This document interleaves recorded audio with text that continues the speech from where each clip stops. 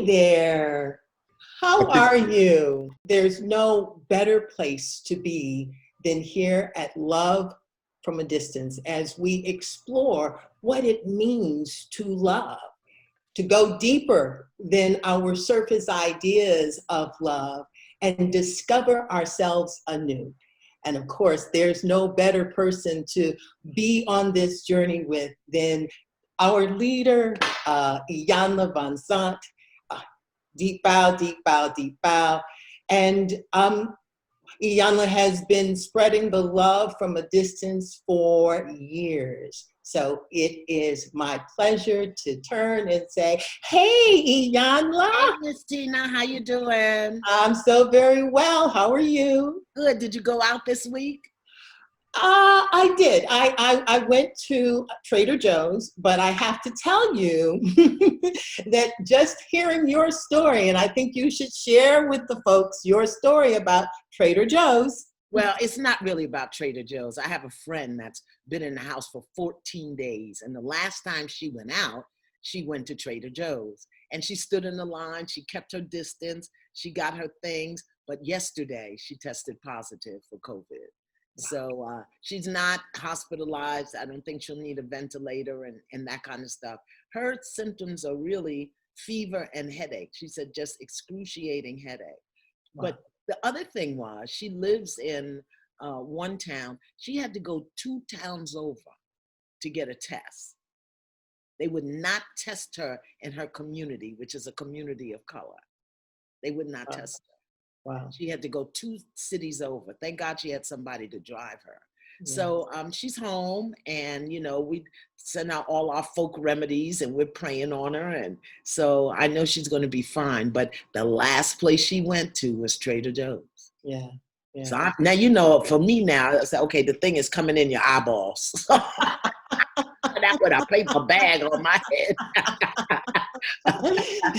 Right. Someone was telling me the story. Was it? No, it wasn't you. The story of a woman who actually put a glass pot over her head and her hoodie over the pot. Yeah. You know, and that's what concerns me, because I mean, this is very serious. I think people are starting to take it serious, except in Jacksonville, Florida, where they're on the darn beach sucking up on each other. But I'm more concerned about people being traumatized by the fear than, you know, the actual virus itself. That the virus is the virus, but it's the level of fear and stress and anxiety. And, you know, that to me is going to have a lot more lasting effect. The virus is be gone, or we'll find the vaccine or whatever. I'm concerned about people's state of mind. That's why we just got to keep loving on them. That's exactly right. That's exactly right. I am happy that we'll be able to share with the audience a little later that next week we're going to do a full self-care episode, and maybe we can address that then for sure. I have to tell you that for as long as I have been in my career, which is decades now, my mother has been trying to get me to tell her what I'm doing, and I just don't think of it. And I called my mom the other day, and my mother says, "Why didn't you tell me that you were on a pea pot?" I said, "What, Mom?" The pea pot with the lady who fixes everything. How come you didn't tell me that you were on the pea pot with the lady who fixes everything, Tina? A pea pot. Oh my God. Good for her. Oh my gosh. Well, yeah, a pea pot, something. Bless her heart. Yeah. Indeed. So we got to see, who are we calling out tonight? Who's in the house tonight? I see Virginia's in the house. South Africa's in the house. Delaware's in the house. Yeah. Roselle, New Jersey. Detroit. That's where our guest is from. Our guest is from Detroit. Ottawa, Canada's in the house. Texas is in the house. North Carolina, New Zealand, Baltimore. Yeah, so they're loading in. Brooklyn, hey. You know, I don't go nowhere without Brooklyn, right? Pasadena. While they load in, and you can tell us more about who is in the house, I'm going to read some of the comments that came in from last episode. And one is from a Joanne Linton, and she says, "Hi, LFAD team. I did attend both Dr. Jess and Susie Orman's Love from a Distance sessions via phone." Iyanla, did you know that people can listen to us by phone? No. I didn't know that. I didn't know it either. I didn't know that. So that's the value of the Peapod. Exactly. So I thought, oh, isn't that wonderful? So there's a number of ways that people can actually connect. If you're not in front of your computer, you can do it by phone. Yeah, okay. Of course, you have to figure that out because I can't tell you, but it's possible. And we have Aviha Anderson. I hope I said her name correctly. She's asking, how can people create sustainable self-love? Does one have to fully understand self in order to gain and or appreciate the fruits of life from others?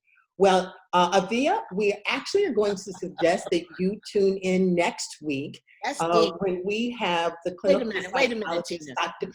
You can tell her that. Let me tell her this. That's too deep, boo. Too deep.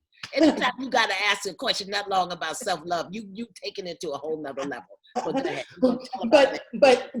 But you do tune in next week and see if in fact Dr. Joy has some answers for you beyond. Well, maybe we can get her to make it shorter.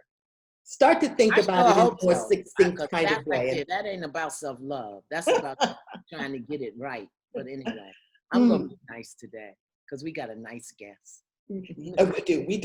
And then there was, I guess my family's just all up in the Peapod because I have a nephew who said that it was truly deep. He actually had to stop and think about it, and it sparked a conversation, which is exactly what we want, right? Yeah, absolutely.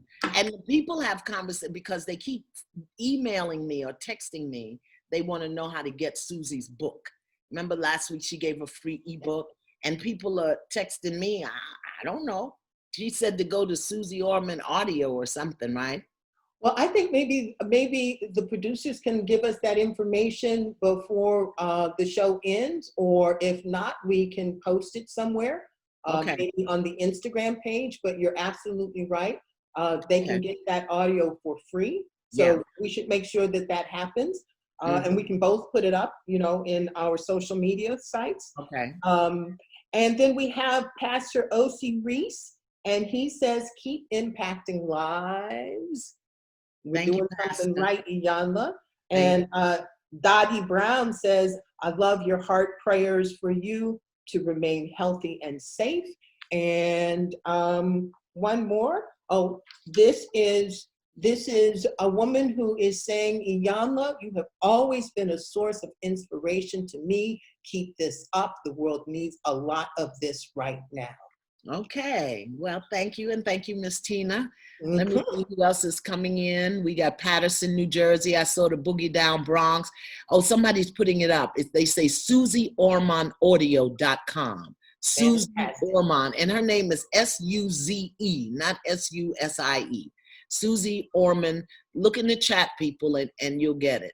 You'll get it. Yeah. So I did see the Boogie Down Bronx. I know the UK is here, Panama, Indiana, Trinidad and Tobago. So the whole crew, we're loading in to hear our guest tonight. I'm so excited. Yeah, I'm telling you, technology is truly bringing the world together in a way different from the corona, for sure. Yeah, the corona is a mess, child, please. But the world is flat, and it's not going back. We all are connected, you all. And it is such a pleasure for us to be connected to today's guests. Yes. Indeed. This is a man who is smart, contemplative, and driven by purpose. You may know him from his 9 seasons on the crime drama CSI New York, or from his prolific film career with a movie or two every year from 1998 to last year's The Sun Is Also a Star, or you just might know him from his current role as Dr. Marcus Andrews on the ABC series, The Good Doctor.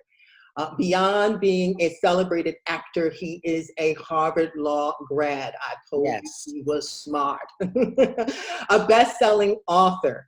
And through his inspiring literary works, countless youth turn to him as a mentor and big brother in search of guidance, wisdom, and lessons on greatness. Here to share the love with us today, as Iyanla would say, is the beloved Hill Harper. Hello, hello, hello. Hi, how are you, my darling? Wonderful, wonderful. That's a beautiful introduction. Thank you so much, Iyanla. It's so great to be there. Tina, it's great to be on with you guys. And wow, you all are right. The ability to reach out to people through technology and give virtual love, give virtual hugs is a powerful thing. And you all, here's the deal though. It only works if you're authentic, and you can feel the authenticity through your eyes and through your heart and your soul. So it's just a pleasure to be here with you. It's an honor. Hill, I went to Harvard Law for one day. I walked in there and looked at all them boys and they ties and they sweaters, and I took my butt right to Queens Law School. And Is that real true? Yes. I went to it. Yeah, I mean, probably you were still a puppy when I went, but I went to Harvard Law for one day when they had that big program where they were recruiting minorities and stuff. Uh-huh. And you were like, I'm not going to say that. Yeah, but I went in there and, you learn the Socratic method in those big lecture halls. Yes. I went to CUNY Law School in Queens, and it was law in the service of public needs. Mm-hmm. And so the classes were smaller. And because that lecture hall, I'm coming out of Brooklyn. Do you know what I saw when I went in that lecture hall, right? Yeah, I know what you saw. I know Jesus out of me, I got up out of there. Did you ever practice? You know what? I never did. I did some summers as a summer associate to make sure I didn't want to do it. I had that intuition that this isn't really where my heart lies. Mm. So every summer I wanted to experience different parts of the law. So I went into state's federal attorney's office one time to really see that and how that works. I went into a major law firm a few times to understand and see how that works and worked at these places. But it just wasn't who I wanted to be. Now, that doesn't mean I didn't enjoy law school. Okay? And people often, I think that we teach young people the wrong thing about education. That's right. Everyone always comes to me and says, man, hold up. You do a job that you don't even need a high school diploma to do, but you got 2 graduate degrees from Harvard. Yeah. And you never practice. How does that make sense? I said, because you're conflating education with career. That's right. And those two things can have nothing to do with each other. In other words, the education is supposed to expand options, not limit them. That's and right. We think, well, study this so you can do this. And many young people are like, well, I don't know if I want to do that, so why should I study this? Rather than saying, study this, whether it's physics, law, biology, archaeology, so you can be a well-learned human. That's so right. You can make choices. So if you want to be an archaeologist, you can choose to be. If you want to be a physicist, you can choose to be. If you want to practice law, you can choose. But if you don't want to do any of those, you still learn some of that stuff, and you can take that with you into anything you want to do. And I think that lesson about building a foundation of learning is a different lesson than what we teach young people about education. I realized after I spent my $54,000 that I did not go to law school to be a lawyer. I went to law school to teach me how to think. Absolutely. It teaches you how to be a better critical thinker, without question. I did not have an analytical mind. And unfortunately, I practiced, criminal law for years before I figured that out. But then I realized I didn't go to learn man's law. I went to learn God's law. And so once I got that out, okay, I was out. Beautiful. So what are you up to? I know you're building a museum in Detroit. Well, first of all, how's your son? Because I think that's something people don't know about you. My son is great. He's upstairs. He's mad that I'm not having dinner with him. But I said, listen, I have to speak with 2 really important ladies. So I have to. I said, you got to give me a break on this on dinner time. He may, if he finishes eating and gets dressed quick enough, in his pajamas, he may make it down here before we're finished. How old is he now? He's 4 years old. He's 4. And you are an adopted dad, right? Yeah, he adopted me. That is true. Okay. He I don't think people know that about you. he went out. Yeah, I guess I'm.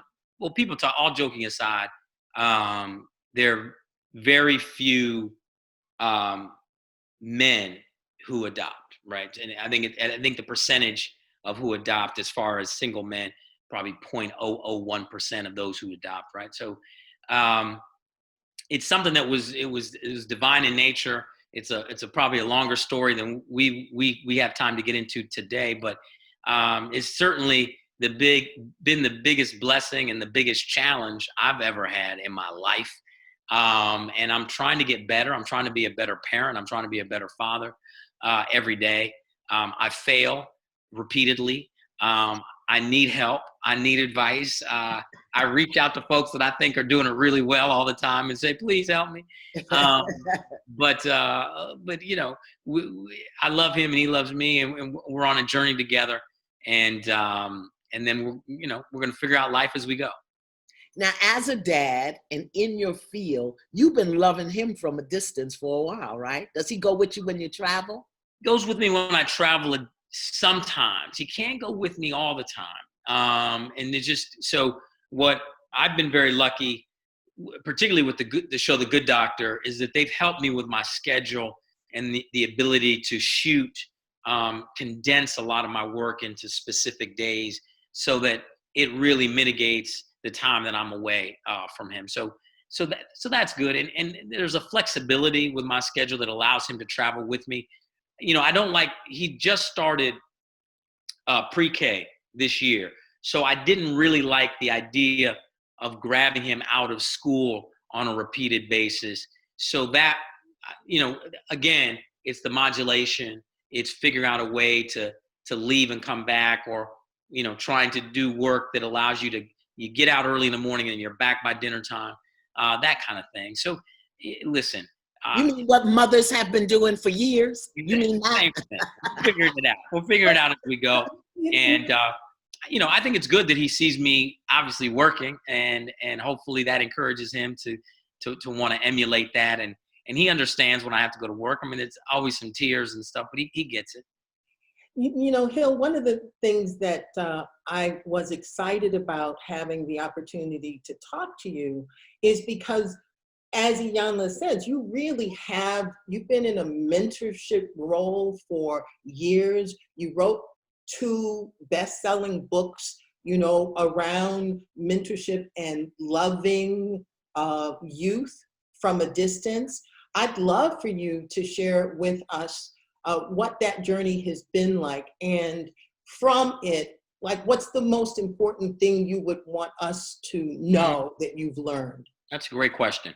I'll tell you, those 2 books, those first 2 books that I wrote, Letters to a Young Brother, Manifest Your Destiny, and Letters to a Young Sister, Define Your Destiny, are certainly the things that I've done in my career, bar none, that I'm most proud of, without question. And some people might be surprised to hear that, because my main career is that of an actor, and the how it happened was very organic. I was not planning on being an author. That was not the plan. I started getting invited to speak at high schools, middle schools, colleges quite often because of my educational background, and then also what I was doing for a career.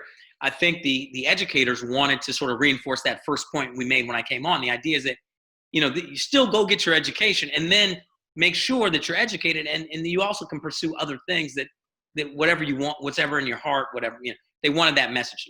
And oftentimes I would do these talks, and what would happen invariably is that a lot of young brothers, I would do Q&A, but the young brothers would never raise their hand. But they would always be a line of them on the side. And they'd come up to me, hey, man,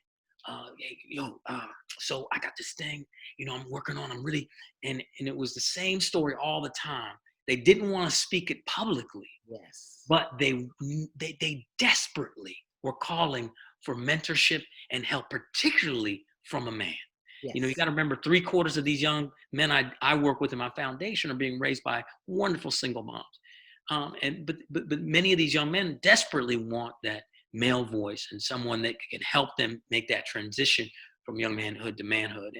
And so I heard that loud and clear, started staying in touch with a lot of them. This is way before we could do what we're doing right now, right? So there was no way to literally stay in contact with all of them. So I said, I got to write a book so I can, books were very powerful for me as mentorship on paper when I was growing up. And someone gave me a book when I was young by the poet Rainer Maria Rilke, who was a German poet, late 1800s. And he wrote a book called Letters to a Young Poet. And it was a wonderful book. There was a young man named Camus who had sent him a letter that said, Mr. Rilke, like Rilke was like, a star in Germany. Like he was like a poet. He was cool. He was like the dude. And this young guy sends him this thing and says, hey, Mr. Rilke, I've included 2 of my poems. I don't exactly know if I should be a poet, but I think I want to be a poet. Could you read them and tell me if I'm any good and if I should pursue that? And then what happened is this beautiful letter exchange over the course of the rest of their lives. Some of the most beautiful letters you'll ever read. About the first one back to Camus was about, hey man, don't let anyone ever tell you, don't give anyone the power to dictate to you who and what you should do and be happy. Needless to say, it's a great book, but not necessarily written in a way that I believe would resonate with the young people that I work with. In Detroit. Yeah, Detroit, East LA, South Bronx, Southside Chicago, wherever. They needed something a little bit more relatable, a little more relevant. So that's what I wrote. I wrote that book. I put all their questions into different buckets, and it's basically a mentorship on paper manual. Now, the interesting thing is, now watch this about institutional racism and systemic ways that certain systems work. So I go to pitch the book, to the publishing companies, and they all say the same thing. Hey, at the time I was on the show CSI New York, which is a top 5 show in the world, right at the time. They were like, you're on a show that 20 million people a week are watching. You have 2 graduates from Harvard. We want to do a book with you, but not this book. And I said, well, why not this book? They said, well, you're pitching us a book for a population that doesn't read. We're a for-profit company. We have a fiduciary responsibility to our shareholders. We can't just put out charity books. I said, hold on. I said, well, now why are you looking at this group that this book is targeted for and saying they don't read, rather than looking at yourself and saying, well, maybe we're not publishing books that they're interested in reading. Yeah. I said, these young men are voraciously interested in the information that's in this book. In fact, it's going to be a bestseller, promise you. Ultimately published the book. It was a bestseller. It won the American Library Association Award for Best Book for Young Adults. Yeah. And it's in every library across the country. And then something amazing started happening. Judges started handing it out within the youth incarceration system and having young men write book reports on the book. And that's when my work in the jails and prisons started to happen, because I started getting all of these book reports from all of these judges, because they didn't know what to do with them, and they just started sending to me. So I have 10,000 book reports from youth facilities and connection with a lot of these young men. And so it's been every day I'll get a hit on DM on my Instagram or Twitter saying, this element of the book changed my life. This element, by far the most important thing I've done. Yeah. And then you did the one for young sisters. Yes. Because I missed my deadline and you just published without me.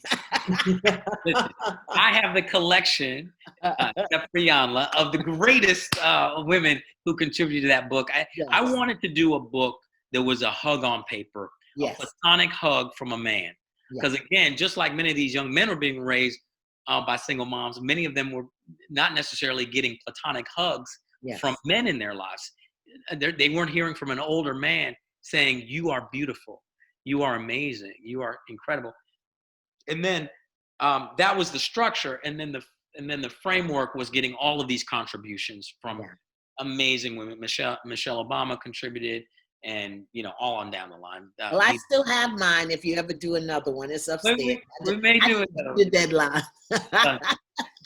I'm curious, with the letters and with the engagement, is there something in particular that you've learned about what these youth want, like what their main or most common pain point is, or their most common desire is?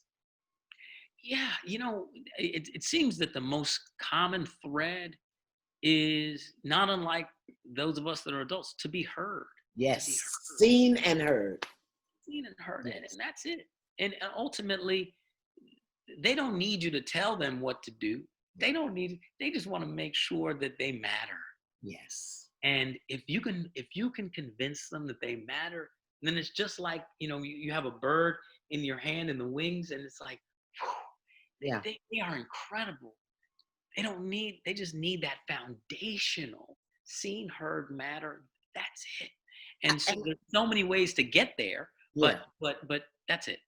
I think so very often as adults, we talk to them and about them as opposed to with them. Yes. And because when you're speaking with someone, you have to listen as much as you move. I think they're very interesting. I've got 10 grandchildren. Ooh. And some of them are in that team thing. And I just look at them because I'm like, where did you come from? They teach me a lot. Now, if I ever have a computer problem, I call one of the GBs, one of the grandbabies. They can fix it in a minute. Tell us about your museum, Hill. Okay, so it's going to launch in about a year. So during Detroit Art Week 2021. And it is a collection of African-American contemporary living artists and African diaspora artists. And so it's going to be one of the first of its kind, a private museum. I call it, in joking, if y'all have heard of the Barnes Foundation Museum in Philadelphia, what Barnes had was a beautiful private museum in a neighborhood in Philadelphia during his time. It's since moved, but during his life, it was in a home. And I was fortunate enough to acquire the Fisher Mansion in Detroit, which is one of Detroit's most famous homes, one of the largest homes in the state. And we're going to put a museum here, and it's going to know that. And it's going to be special. It's going to be something that hopefully all of us can be extremely proud of. We're in a Renaissance time, I believe, with African-American contemporary artists, and there's so many great ones, and there's so many that folks need to be exposed. The problem I've seen with that, though, is that many collectors grab this art, they put it in storage or they put it somewhere, and the young people of the community who really need to see that someone who looks like them created something that is so magnificent that it opens their heart, opens their mind, opens their spirit, and allows them to say, well, there's nothing I can do. Oh, that gave me that idea. I'm going to go over here. We're in a zenith point. Yes. Of artists right now. Yeah. It's like having Rembrandt, Da Vinci, Picasso. That's what we have in our community. We are the most important visual artists in the world right now. But our young people don't even know that, and our young people have not even seen that work. Yeah. So we're gonna address that problem here in this museum. So I know the Fisher Mansion. My best friend lives in Detroit, so I know where that is. Good for you. Okay, well, you both are invited. I'm coming to the opening. For sure. Look, we have a visitor. Yay! Yay! And then Iyanla, let's make sure that we talk about Flint. Hey, aren't you? Hello, how are you, sir? Soul. Did you finish your dinner? You did? Was it good? Yes. Did you save Daddy some? Yes, I did. Oh, yes, you did. Before this. Okay, good. What did you have for dinner? Spinach. Okay. Excellent. Make you strong. And mashed potatoes. Okay. I can do that. And what else? Fish. What kind of fish? Cocktail. Cod. Cocktail fish. Wonderful. What about sweet potato mash? The yams? You didn't like that? Which yams? He said they were mashed potatoes. Did you cook them, Hill? You got the child confused. Sweet potato. Sweet potato mash. Okay. Mm-hmm. Right. Well, you want to say goodbye to the folks and say goodnight? Goodbye. Good night, beloved. I will see you very soon. Okay. May I just tell Wait you? a minute. You didn't tell us your name. What's your name? My name is Pierce. Pierre. Sir Pierre. Pierre. It is so good to see you. Pierce. Pierce. When I look at you, I see a really beautiful soul, a big heart. That's what I see. Thank you. Oh, all right. Bye. Okay. Bye. Go get some sleep. So it's, our audience definitely is wanting to ask questions, but I think that before we do that, we should say something about Flint, right? Okay. Is there something in particular you want to say so that Fine. everyone knows? Leave him right there. Okay.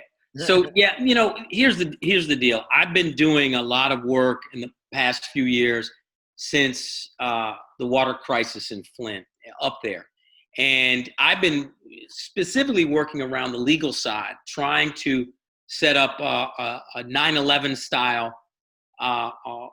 Basically, it's a federal lawsuit to set up basically an account or get a judgment, so that we have a fund for the young people who have been poisoned. And lead poisoning doesn't necessarily show itself immediately in whether it's learning disabilities or behavioral things and et cetera. But if the fund is in place, if 5 years from now, a young man or young woman from Flint needs it. So we've been doing that work, and we're in process, and we're going to get that done. We're going to get a Flint fund done, just like the 9/11 fund. So since I've been doing that work, I met a number of amazing people. And since the COVID crisis started, I started getting reach outs, emails, DMs, calls, texts, basically saying, please help. We are in a water desert here, because the water is still, I know this, and the world probably doesn't know because the media's done, long since left. The water is still not safe in Flint. Right. Yet we know that there's water scarcity, and even the wealthy supermarkets think about the water scarcity in Flint, given that. So they're basically saying we have no water and we have no access. And there's so many people with very little economic mobility that are left there. Flint is one of the poorest cities in this whole country. 41% people live below the poverty line. Majority of that 41% are Black women, ages 22 to 35, many of whom have kids. It is a crisis right now with access to clean, safe drinking water. So I couldn't sit back. Certainly the government's not doing anything about it. The media is not covering it. So I put together a fund, a GoFundMe account, where the goal was to raise $24,000 to get over 10,000 gallons of water to Flint. So yesterday, we just got the first 5,000 gallons there. I went there. Pierce was in the back seat, didn't get out of the car. I only put my mask down here just to record the quick video. But it's so inspiring to show and see that the folks who need water, they're going to get it. And the distribution sites are all in the areas and neighborhoods where they need to be. They're posted on my Instagram. The first distribution will be Tuesday, and then through Thursday, multiple distribution sites. And then we're going to order, hopefully, we're going to continue to raise, and we're going to order the next 5,000 gallons. It's 5,000 gallons is a 53-foot semi truck of water, which is it's a big amount. We're going to order that, get the water there, and make a difference. Yeah. Pierce is playing with my lighting now. He said, so folks, Pierce, come on, turn it down just a little bit. I'm super bright now. Okay, we're both bright. So the best way to donate is to go to it's GoFundMe /COVID for COVID relief for Flint. But the link is on my Instagram. It's just @Hill Harper. If you go to the profile on my Instagram, you can see the link. And I have to thank the National Clean Water Collective, W.S. Darley Water and Company, Turtle Plastics, HMD Trucking. It's a lot of people responsible. There's a lot of people involved. Dr. King said we're all tied together in a single garment of mutual destiny. And so we all can solve and help each other in different ways if we just figure out, hey, and most of the donations are like $2, $5, $10. I'm not asking anybody because I know it's, uncertain economic times. Just give what you can. Whatever you would give normally at church, Ooh, don't say that. Shh, don't say that. No, it's fine. Listen, here's the deal. I don't want anybody to feel uncomfortable with the giving. I want them to give with joy and whatever they can do, because we're putting together I think we're at $22,000. And that's in 10, 15, a couple of my friends really went big. So thank you, Hadi Partovi, Renee Kazwan, thank you. But everybody else, it's fine. $1. If all you can do is add- $1, little send amounts add $1. up. Little amounts add up. So didn't we give? We gave, didn't we? Yes. you guys gave me. So thank you so much. And I will continue to announce it. I'll get the link and continue to announce it. Please. One of Because the things that I tell people, what you give comes back to you tenfold. So if you give $5, you'd owed 50 from the universe. and yes, and if we set the $24,000 goal, but if we exceed it, we're just going to keep, this is just a little stopgap. Now, this was like triage, emergency, get water there as soon as possible.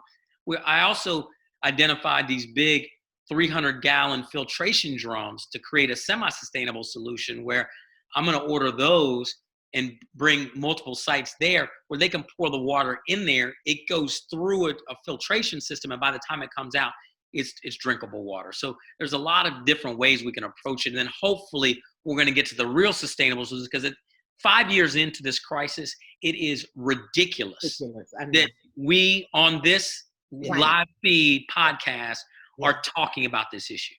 It makes no sense. It's unconscionable that these people have been ignored, and because they're poor and they're people of color, and they have no economic mobility and very little political ability to apply. And the media doesn't have it in front of our face, and we don't do it. So I will commit to keeping it in front of people's face. Thank you. Supporting you. I think your goal is too low. I think we need to go to 50,000, but we'll get that done too. Let's go. Let's get it. Right, let's do it.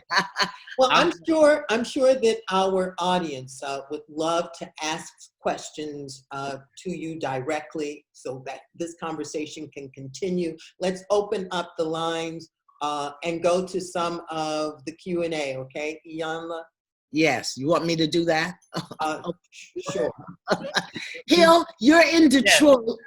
Tell me how is it going up there? Because I know that your COVID infection rate was high. Yes, the rate of infection, the incidence rate is very high here, and obviously, I know a number of people that have been impacted directly.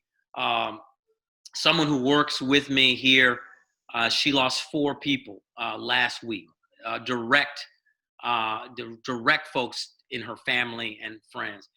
And it's, I think all of us have to figure out ways to come out of this better and healthier and supportive of each other, and figure out ways to support each other. I know that's the work that you all are already doing, but we have to certainly double down in our community. There was that old adage where folks used to say, when America catches a cold, black folks catch the flu. Yes. Well, this is a whole different level with this COVID-19, obviously. So we have to be cognizant of that, and we have to figure out ways to support and put in stopgaps and safety nets in our community. A lot of it starts with our health and nutrition. I know you guys are going to deal with that next week, I think. So that's wonderful. Here's a question for you, and I'm going to ask you. This is from a mom. I don't know where she is. She says she has a 14-year-old son, and she's 35, but they cannot have a regular conversation without arguing. Yes. So what does she do, Mr. Mentor, sir? Okay, so this is great. The best way to deal with that type of scenario is to always make it about something else. The reason why counselors and therapists and folks that are the third party in a room help mediate is because oftentimes arguments are about, why'd you even ask me that? Or why would you talk to me that way? So you actually never even get to the issue that you really need to talk about. The beautiful thing is, if you have a third party, like for instance, a book, doesn't have to be my book, doesn't have to be any book, or look up questions to ask. And then you can blame the third party, which are these outside questions. Hey, let's discuss this chapter of this book, or let's discuss this article. If it's an issue, I don't know what the issue is. Maybe the issue is about academics and academic performance. Maybe the issue is about coming home at night and doing chores. Maybe the issue is something even bigger or deeper or different. Whatever that is, you can look up an article about it. You can both read the article, and then you can ask each other questions about, what did you think about the article? What did you think about this? See, I'm not asking you this. I'm asking because of the article. Right. You can also obviously use a book, like any kind of teen-based book, like my book, or there's a number of other books besides mine that are very good that talk about issues regarding teens, teen boys in particular, and go deep into those issues. If we're talking about things around sex, we're talking about things around dating at that age, we're talking about things about schoolwork, if we're talking about things, with drugs, drug use, we're talking about things about who you hang out with or who he may hang out with. All of those things are covered in these books as well as articles, and say, I want to have a discussion about what has just been said here. And you tell me how this relates to you in your life. Mm-hmm. That allows us to not be about, why are you asking me that? You're always judging me. Why are you doing this to me? You're all, and then it becomes all about that. No, it ain't you judging me. You getting on my nerves. You know how they talk. I saw a question here. Do you have one? Oh, here. This was one. This is from Barbara in Delaware Hill. She says, what do you see for our future as we go through this transition of growing through the virus? Yeah. What do you see? What are some of the things that you see? I always see things, and it's difficult for this word to come out of my mouth because I know so many people are experiencing so much pain because there is a lot of loss, and I'm very close to that. But I see this certainly as an opportunity. It's an opportunity for us to rethink how we've been living, with each other, and rethink how we can really create a fabric of support economically, physically, spiritually, and in terms of our own soul and spirit, right? This is, we're all having to spend a lot of times with ourselves. We can't fake it. We can't, if you're really doing this the way you're supposed to be doing it, there's a lot of time with yourself. And it's not about the posts on Instagram, and it's not about jumping on a plane and doing make work and flying here and flying there and not dealing with what's at home. And when I say what's at home, what's in your heart, what's in your spirit, what's in your soul. And can we get back to that, to create structures and systems of support? I'm working on a few things around economic fissures and economic support in our community. I'm working on things around mental health. My father was a psychiatrist, and we as a community coming out of this, many of us have, experienced PTSD coming out of this, and we won't even know and admit it. We need to get help. Yes. There's nothing wrong with it, particularly if you're a brother out there and you put up all these layers. I know it. We put up layers and you don't want to admit that you need or want help. It's okay. You're okay. You can seek help, and we can help each other. So when you get up in the morning, if you're on the East Coast, I want you to come look at my antiviral message on the day, because you just said what I've been saying. I've been live every day for the past 31 days. Wow. And this is the same thing that I'm saying to people: get help, because the trauma is real. The trauma is real. Real. And see, and this is a great point, and I want people to really hear this and understand. We've been experiencing this incredible level of subversive trauma, particularly over the last 40 years, community-wide. There has been systemic efforts. You talk about literally gutting public education and gutting arts out of education, all the things that support you many ways. You talk about the economic traumas and the way wealth disparities have increased, and the idea that sisters can be working 3 jobs but still be below the poverty. Can't pay the rent. So these are all traumas that are there, and then you add on, and so we've been dealing with it. We eat some fried foods. We're living. Many of us are living in food deserts where you can't get healthy produce, and you can't get all the things that we say you need unless you drive 30 minutes. 30 minutes one way, 30 minutes the other, which you can't do if you have kids, and all those things. These are all traumas. That's right. Then add on COVID. That's right. And it takes it to a different level. And right. So we have to support each other. We have to. And you have to seek help. You have to seek help. And you can't get there on your own. None of us can. We all need help, right? My father, who was a prison psychiatrist, I remember when I was probably my son's age, 4 years old, driving.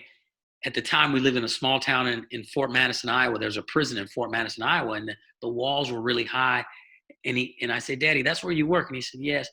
I would say, how come the men that are in there, they can't come out? He said, well, they're going through some things. And I said, what are they going through? He said, they need help. They need help. And I said, what kind of help? He said, well, I came later to find out that he was one of the first people I'd ever heard say that our prison system is the largest mental health facility in the world, right? That's right. We're all, no matter where we are, we're all dealing with some measure of it. Yes. And the more we can help ourselves get through it, then we can help other people as well and give them permission to say it's okay to seek help. It's not just, prayer is great, but that doesn't, God bless you. And I pray every day. I pray with my son, but I know I need help beyond prayer. You got to process. You got to process. You got to process. You have to process. And you got to be willing to do the work. I mean, simple little things like journaling, give yourself permission to know that you hurt. That's the first thing. Most of us won't even give ourselves permission to know that we hurt. So we just walk around with these masks on. But I could talk to you forever. I'm going to get in touch with you. And so that means that we're just going to have you come back. We know that with all the work that you were doing in your life to help the world, there will be many more times that we can have you hopefully join us again and share the work that you're doing and have us support you in that and actually just grow from your presence. I just want to say this, Tina, is one of the great actors in the world, and you, the characters you play, and whether they're on stage or in person, and you and I have never worked together, and we don't have a relationship like that. But I can tell you, as someone, what we're talking about is literally being able to open yourself up and expose. You do that through your characters so beautifully, and it's so powerful, the work that you do. And so if people can get inspired by the idea that someone in their profession can open up and expose, just look at your work and then realize that's the challenge to do in our own personal life as well. Yes. And it's a beautiful, that's what we're talking about, that kind of beautiful work. So well, thank you for your gift and what you've given us. Well, thank you so much for that. Again, you see the smiles on both of our faces. You are a joy, and you are indeed a blessing. I can tell that people are getting a lot. We will have you back. And in this moment, we are going to let you, if you have anything you want to say as a final word, please do. The only final word I have is, everybody, we're all in this together. Let's take care of each other. Let's love each other. Let's support each other. And let's make sure that in so doing, we're opening our heart. The future is everything that happens from here on. And one of my favorite quotes about the future, it's a little long, but one of my favorite goes like this: the future does not belong to those who are fearful of bold projects and new ideas, but rather the future belongs to those who can blend passion, reason, and courage into a personal commitment to the great ideals and enterprises of American society. Bobby Kennedy said that. And those words, let's get out of our fear. Yeah. And let's go for passion, which means energy, reason, which means coming up with a plan, and courage, which just means get into your core, your heart. And if we just do that for each other, I think we're halfway there. And we can be there for us. So thank you for this. I'm going to be watching tomorrow morning. Iyanla, on Facebook.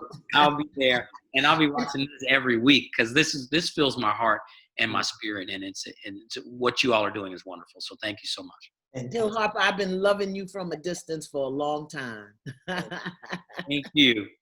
Okay, deep bow to you. Yeah.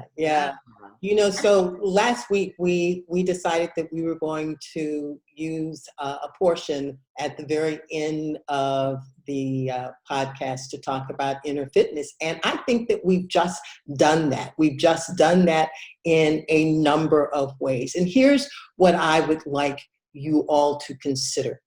We've just listened to and experienced a man detail a very deliberate way in which he lives his life. We all can benefit from being more deliberate in how we choose to live this life because we are at choice. And we must accept that we are at choice and make ourselves accountable to our lives by doing the very things that both Hill and Iyanla mentioned. We have to be willing to look inside. We have to be willing to ask ourselves the hard questions. We have to be willing to reach out. We have to be willing to ask questions beyond ourselves. One of my favorite quotes regarding courage is that courage is the work that we do outside of our comfort zone. So, it is a pleasure to be here, Iyanla, in this conversation of love from a distance, because it is teaching us what I call inner fitness, which is, it's different from, mental health. Mental health is a way in which we can take care of ourselves more deeply, but we can be proactive and we can be prophylactic in the areas of looking within and being accountable. Yeah. One of the things is, here's a level of accountability that as you and I are here and people are home and they appreciate it. We just heard a Black man speak to a level of devastation in a Black community that doesn't have nothing to do with COVID. Let's not forget that. Let's go find our $5 and go to his site. Let's go pull up our pennies out the penny jar and go there. He said anything, $1, $5. But becoming accountable for our lives is also about being accountable for each other. And if you have children or grandchildren, if you're a working mom or working father, just imagine if your children couldn't have water, if you couldn't put your children in the bathtub. So there's a level of accountability that we can step up to that then gives us a good feeling. I helped Flint. I did that.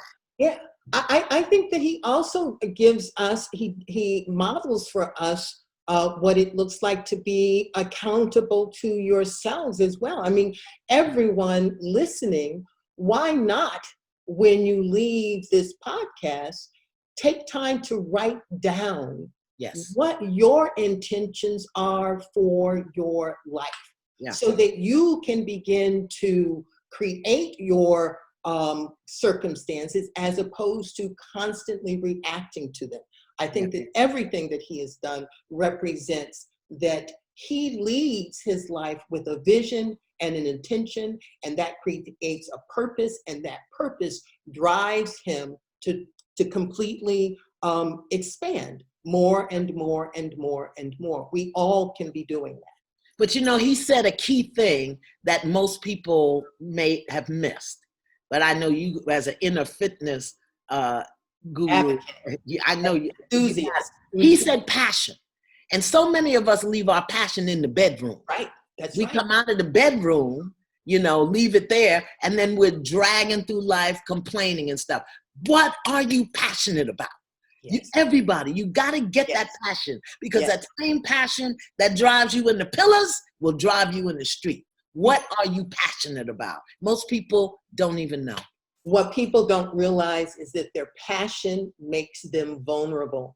And when you become vulnerable, you make a room and an opening for God, for the universe, for the creativity that drives mankind forward to actually move through you. So be vulnerable enough to say what you want. Yeah. Be vulnerable enough to reach for something, regardless to whether or not the person next to you thinks you can actually achieve it. Be vulnerable so that something magnificent can move through you. Who's we gonna have next week, Tina? Because we got to get up. Okay. All right. Okay. We just got so caught up, right? All right. Well, next week we are going to be loving it up with clinical psychologist Dr. Joy Harden Bradford. Our focus and theme will be self-care. We've already talked about that. And it will be a special episode of Love from a Distance, not only because of the self-care theme, but during the episode, we will announce our official launch date for Love from a Distance and all the cool promotions surrounding the launch, and a really important self-care initiative that you'll be able to learn more about. And let me tell you just a little bit of a secret. we already have booked the guests for our Mother's Day episode, but we aren't gonna tell you who Not it telling you. is Not telling today. you. Not But it's really good. telling It's really, really good. So you're gonna want to show up next week for Dr. Joy, Dr. and Joy. then the following week for our surprise Mother's Day guest. You're gonna love it. Mhm. All right, Miss Tina, it's been so good being with you. Be careful. Don't forget to put your pot cover on your face when you go outside. I will do so. I will do so. Thank you, Iyanla. And yes, you know, every time you do that deep bow, it's just so beautiful. Yeah. So, you know, right back at you, my sister. Yeah. Thank you for being you. Thank Mhm. you. Oh, hey, there's the Hey, poop. Chuck just woke up. Y'all, thank you for showing up. We will see you next week. And until then, love from a distance. Yes.